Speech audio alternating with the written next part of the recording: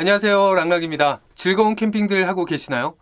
오늘은 이 동계 캠핑에 대해서 얘기를 할 건데요. 이 동계 캠핑을 이제 막 시작하려고 하시는 초보분들을 위해서 이 레벨별 동계 캠핑에 대한 방법들에 대해서 한번 얘기해 보도록 하겠습니다.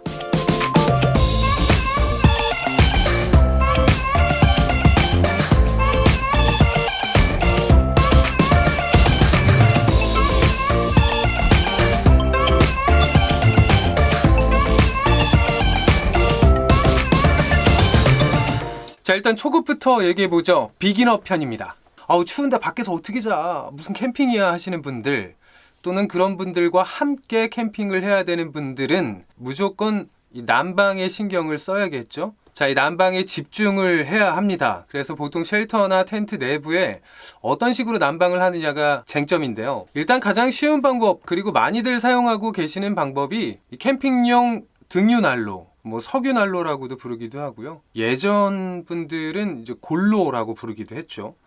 석유난로와 등유를 챙긴 후에 보통 쉘터에 이제 석유난로를 하고요. 그다음에 주무시는 공간, 이 내부 공간은 이 바닥, 보통 이제 우리가 일상생활하는데 바닥 공사, 보일러 공사 이렇게 얘기를 하잖아요. 그것처럼 텐트 내부의 바닥을 일단 한기가 올라오지 않게 비닐이나 방수포로 바닥을 잘 막아주고요. 그 후에 요즘은 전기 매트나 온수 보일러 같은 경우를 써서 바닥 공사를 잘 해둔 다음에 따뜻한 잠자리를 만드는 게 아주 중요하죠. 자, 이것들만 잘 해줘도요, 텐트 내부가 춥지 않습니다. 밖에 온도가 영하로 떨어져도 이렇게 텐트 내부에 텐트 크기와 난로만 잘 적절히 사용하면 텐트 내부는 거의 영상 20도를 왔다 갔다 할 수 있게 준비가 충분히 되거든요. 그래서 어떤 분들은 텐트 안에선 반팔만 입고 계시는 분들도 계시고요. 굉장히 따뜻하게 생활하실 수 있습니다.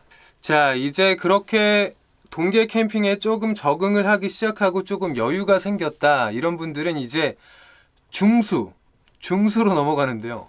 한 중급쯤 되면 방금 말씀드린 등유난로 또는 가스난로, 이런 난로들을 이제 좀 벗어나서 화목난로로 넘어가기 시작합니다. 화목난로 같은 경우는 처음에 사이트를 구축할 때 좀 신경을 써야 할 게 많아요. 난로의 위치도 그렇고, 또 연통이 바닥으로 나갈 것인가 또는 위에 천장으로 나갈 것인가, 아니면 각도를 꺾어서 옆면으로 나갈 것인가 계산을 잘 해야 되고, 또 텐트 내부에 이미 벤틸레이션이나 아니면 이 연통이 통과하는 홀잭이라는 구멍을 만들어 가지고 미리 설치 가능하게 준비를 하셔야 되거든요. 자, 그렇게 해서 화목난로를 설치를 합니다. 우리가 보통 캠핑할 때 이 타프나 아니면 외부에 이 화로대를 설치해 놓고 이제 불멍을 하잖아요.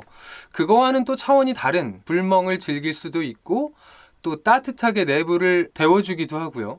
그리고 난로에다가 요리도 가능하죠. 그리고 내부에 장작을 때우면서 군고구마나 닭요리나 이런 것들을 호일에 감싸서 넣어서 요리하는 그런 재미가 아주 또 좋거든요. 자, 그렇다 보니까 이 동계 캠핑에서 이 화목난로는 또 다른 재미와 또 색다른 묘미를 주는 그런 아이템이 아닌가 생각이 듭니다. 자, 그럼 이제 고수편으로 가볼까요? 이 등유난로, 가스난로, 그리고 화목난로까지 쭉 모두 다 사용을 해보신 분들은 이제 점점 새로운 재미를 찾아가기 시작합니다. 그러니까 조금 더 어려운 상황에서 캠핑을 즐기는 걸 좋아하게 되는데요.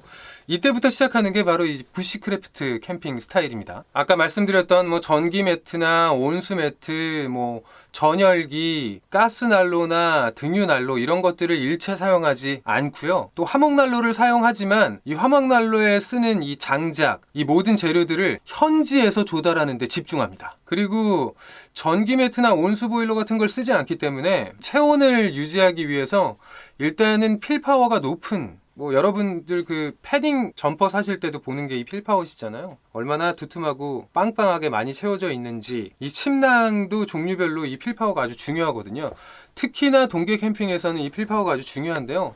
한 1300에서 1500, 2000까지도 여러 종류가 많이 나오죠. 따로 온열기에 의존하지 않고 동계 캠핑을 하기 위해서 필파워를 잘 고려해서 구입한 침낭으로 캠핑을 하죠. 이분들은 애초에 출발할 때 가스나 이런 것들을 전혀 챙기질 않습니다.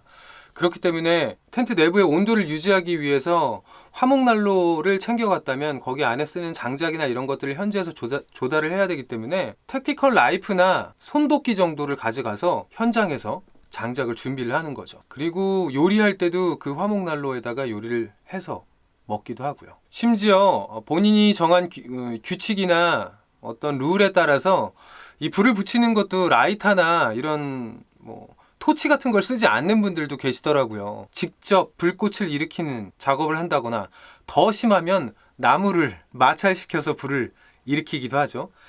하지만 제가 이거 해봤는데 이거 진짜 힘들어요. 자, 그리고 사실은 그 이상의 초고수분들도 한국에 많이 계신 걸로 알고 있습니다. 방금 말씀드린 이 부시크래프트 스타일에서 조금 더 극한의 상황까지 가시는 분들도 있다는 거죠. 눈이 오는 동계 캠핑인데도 텐트 같은 것도 아예 없이 침낭으로만 버티는 캠핑을 하시는 분도 계시고요. 각자의 룰에 따라서 상황은 모두 다 다르겠지만 뭔가 색다른 재미를 찾아가시는 초고수분들도 많이 계십니다. 자, 오늘 제가 이렇게 저의 기준대로 그리고 살짝 재미를 포함해서 초급, 중수, 고수, 초고수 이렇게 나눠보긴 했지만 사실은 이게 캠핑을 더 잘하고 못하고는 아닙니다. 금방 말씀드린 이 구분은 개인의 취향이나 이 추구하는 재미의 종류에 따라서 사실 달라질 뿐이지요. 방금 말씀드린 이 등급이 이 캠핑 실력과 연결되지는 않습니다. 그러니까 오늘 영상은 가볍게 재미로만 즐겨주시길 바랍니다. 자, 여러분도 캠핑 즐기시면서요, 자신만의 규칙이나 룰 또는 나는 이번 캠핑은 이런 컨셉으로 해야 되겠다 이렇게 정해서 재밌는 캠핑 즐기시길 바랍니다. 안전하고 즐거운 동계 캠핑 되시고요. 저는 또 다시 뵙겠습니다.